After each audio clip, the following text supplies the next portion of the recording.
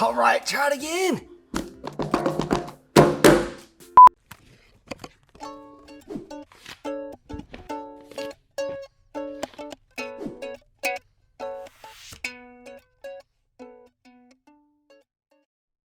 So today on Unpacked, we are going to talk about something that we haven't touched on a whole bunch, but is an important part of packaging, and that is service-based packaging.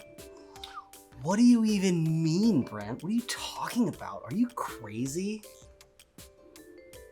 Nope. So what is service-based packaging? What does that even mean? Well, a lot of the packaging that we think about is product packaging, right? Moving a good from one location to another, selling a good, displaying a good, doing all those fun things. But what if you're not selling a good, but selling a service? Maybe that service is DNA testing, or maybe that service is COVID testing, or there's just a lot of these ways that we interact with companies, and our only physical interaction with these companies that are doing a service for us is with something they may send us. And so in the case of these test kits, which have gotten so much more popular over the years, like these fall into this kind of service packaging. And it's a very experiential type of packaging. It serves very specific purposes. In some cases, it's incredibly challenging. And so what we're going to talk about today is Amazon's COVID-19 test kit. There's a number of these, and we have bought and played with and tested them all. And it's a really interesting space. You know, when you're looking at something that is again, your only kind of physical interface with a brand, what does that say about your brand? How do you make that consumer experience easier? How do you message? How do you give somebody reassurance? In a case of a lot of testing, how are you keeping somebody calm through a time where they're maybe incredibly nervous? So let's take a look at this thing and dive into it. It comes in a really simple, clean paperboard sleeve. It has the basic instructions here on the back, how it works. Purchase your kit, register the kit at amazondx.com by entering your personal information and collection 2xD.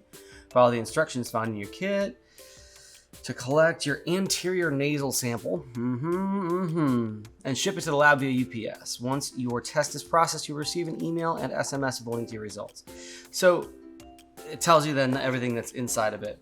But here, right on the front, is these instructions in really simple diagrams. Register kit, collect sample and drop off at UPS, view the results online. So that whole kind of 1, 2, 3, making this process very easy is important. All right, this is important, and this is something that I want to stop and address. All right, so the first thing that we see when we pull it out of that sleeve here is this corrugate box, and this is your return packaging. This was done a number of different ways with different test kits, but something that we want to point out right here out of the gate is that this packaging has some very specific requirements. You are shipping a biohazard back. You're shipping a sample that may be a contaminated sample. And in that, there are a lot of shipping constraints and a lot of labeling constraints, things that have to be done to the outside of this UN 3373. That requirement is there because this is a biological hazard. And so that has to be visible right here on the front with that shipping label. And so they've actually modified the size of the shipping label to keep the size of this thing down. And yeah, there are a number of requirements, which we'll see here. So we open this up, and the first thing that this says is this is your return box. This box must be used to ship your samples back to the lab. That's because of these requirements. You can't just throw this in any given box. There are some pretty nasty penalties for shipping biohazards in the wrong kind of packaging, justifiably so. So drop your sample off within 24 hours. Expired samples cannot be processed. Huge, really important notes, and they've brought it to the very front of the packaging. It's the first thing you see when you open this, reading left to right, is this here. Then we've got this nice little instruction manual. Yeah, great little rounded corners. It's just the simple 1, 2, 3, right? Register your kit. Here's a couple of steps to do that. Collect your sample. They've kept it very clean. It's actually 1, 2, 3, 4. Crazy, because 3 is a checklist, making sure that you've done everything correctly. Let's not dive into that. Then we have all these elements, and each of these in themselves are their own packaging components, right? Like how are these things brought together? How easy are they to open and use and all that kind of stuff? So we've got the swab here. We have the vial that they're shipping everything back in. This is another just disclosure sheet talking about the test and specifics. And then you have a couple of final things here. They've included a piece of tape to reseal the box. Again, love that they're not assuming that you have a tape gun, or they don't want you using a piece of Scotch tape or something to close this thing up. Then we've got in here, this is a really important element to this whole biohazard shipping. For biohazard stuff, you actually have to have it bagged in a bag that won't leak.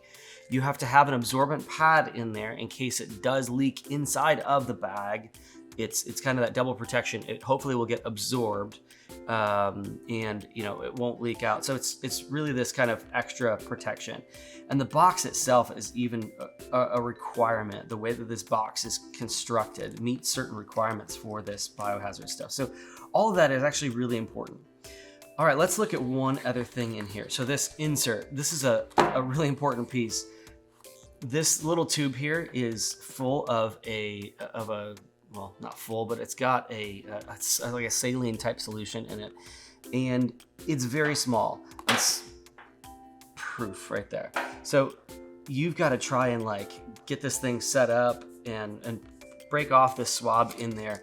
But because it's so easy to tip, and it's important to kind of have this saline solution in there, there's a little collection tube holder there. Let's place collection tube here. And by the way, this little cool little insert in here with the color, but that holds everything in place while you're conducting the test. So the clarity of instructions, the simplicity of the packaging, the fact that the packaging has helped me conduct this test, all of that speaks to service-based packaging. You want to make this process as easy as you can for consumers. And so yeah, there's a lot of elements to the UX, or the user experience around this service-based packaging. But I think Amazon's done a really great job with this kit, and it looks great, it functions great, and yeah, let's stick some things up our nose. No, I'm not doing this test right now. All right, if you have anything that you think we should take a look at, shoot us a note below, and stay tuned for next time. The end.